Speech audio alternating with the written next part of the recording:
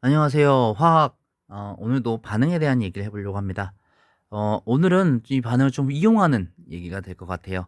다음 시간이 마지막 시간인데 그전에 마지막 얘기로 짜릿짜릿한 얘기 좀 해 보려고 합니다. 금속은 전자를 잃고 양이온이 되려는 경향이 있는데요. 이를 금속의 이온화 경향이라고 얘기합니다. 금속 어디 있는지 기억나죠? 금속. 요렇게 있으면 주기율표가 이렇게 있으면 요쪽에 해당하는 애들이잖아요. 금속. 예. 이온화 경향. 글씨체가 너무 날아간다. 어. 이 이온화 경향을 밑에 표를 정했는데 칼륨, 칼슘, 나트륨 쭉쭉쭉 순에서 중간에 금속은 아니지만 수소가 하나 껴있네요. 이온화 경향이 크다는 것은 전자를 잃기 쉽다는 걸 얘기하는 거죠. 전자를 잃는 게 뭐예요? 네, 산화되기 쉬운 물질들. 만약 이온화 경향이 서로 다른 금속이 반응한다고 하면은 이온화 경향이 큰 금속이 산화되고 이온화 경향이 작은 금속이 환원될 겁니다. 여기 중간 수소, 금속은 아니지만 수소가 있어요. 수소보다 이온화 경향, 전자를 잃을 경향이 큰 아이들은 산과 만나면 서로 반응하여서 금속은 산화되고 산 속에 있는 이 수소 이온은 전자를 얻으니까 반대로 환원되겠죠. 그래서 수소 기체가 발생할 겁니다. 수소보다 이온화 경향이 작은 금속, 뭐 구리랑 산소랑 수소 반응한다. 여기 뭐 Ag 은과 뭐 수소가 반응한다 이러면 뭐 아무 일도 일어나지 않겠죠. 왜냐 금속은 환원되려는 경향이 아니니까요. 예. 수소 이온이 갑자기 또 산화되진 않을 거고. 예. 자, 이러한 수소 이온 자체가 전자가 없으니까 산화되지 않을 거고, 뭐 얘네가 전자를 얻을 일도 없을 거고.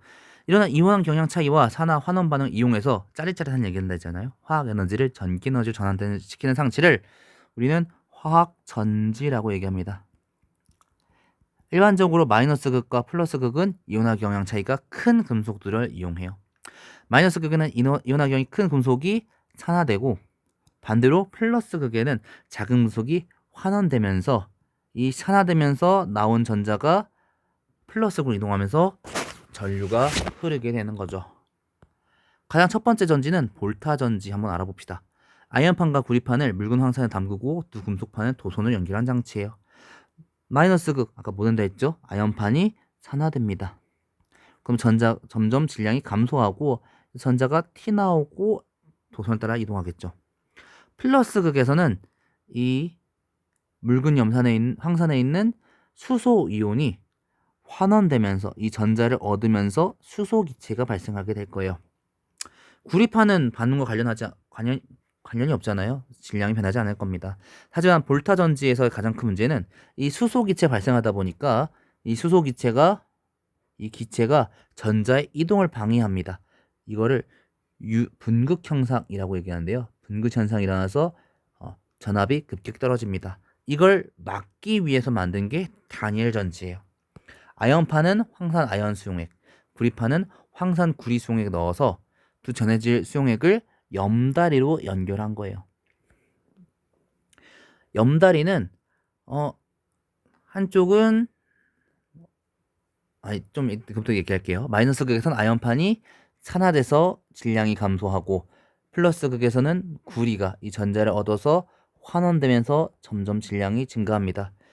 근데 이제 한쪽은 계속 산화되면서 아연 이온들이 많아지겠고 여기는 구리 이온들이 점점 구리 이온들이 환원되면서 점점 구리 이온들이 적어질 테니까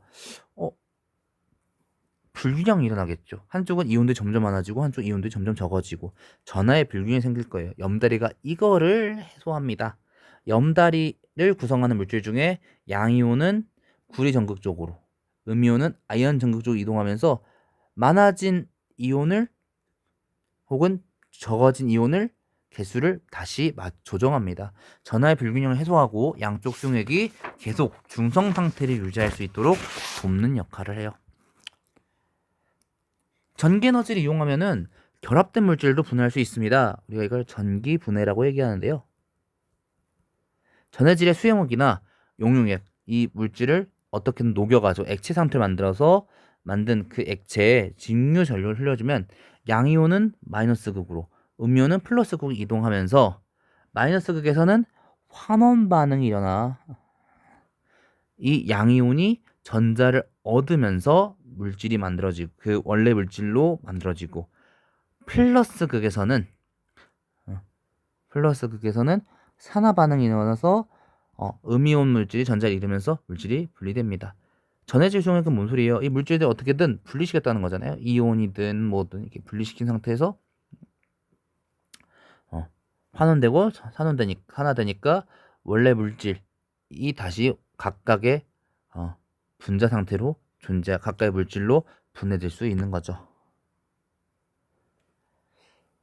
화학전지에서 더 나가서 연료전지의 경우에는 이 수소와 메탄올 등 공급된 연료를 이용해서 자발적인 산화환원 반응으로 화학에너지를 전기로 전환하는 장치를 얘기합니다. 반응물이 전지 내부에 저장되지 않고 외부로부터 공급되다 보니까 충전할 필요가 없는 아까 화학전지 중에 단일전지 같은 경우에는 아연파는 점점 감소하고 구리온은 점점 많아지니까 결국에는 그 물질을 공급해야겠죠. 또 예를 들어서 수소 연료전지 같은 경우에는 수소로 이용하거든요. 수소가 공기 중에 산소 반응하면서 물이 생성될 때 만들어지는 그 에너지를 가지고 전기 에너지를 만드는 겁니다. 마이너스 극에선 순소가 산화되면서 전자를 잃고 H+가 됩니다. 수소 이온이 돼요. 이 H+는 이 전지 내부의 전해질을 따라서 플러스극으로 이동하고요.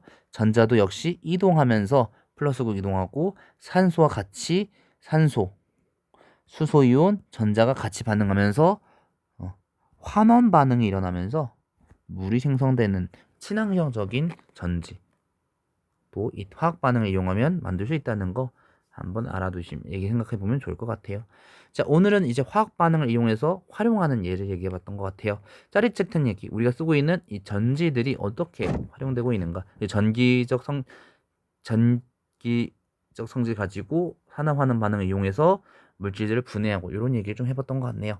다음 시간은 이제 마지막 얘기입니다. 화학에 대한 마지막 이야기. 역시 반응에 대한 얘기긴 한데요.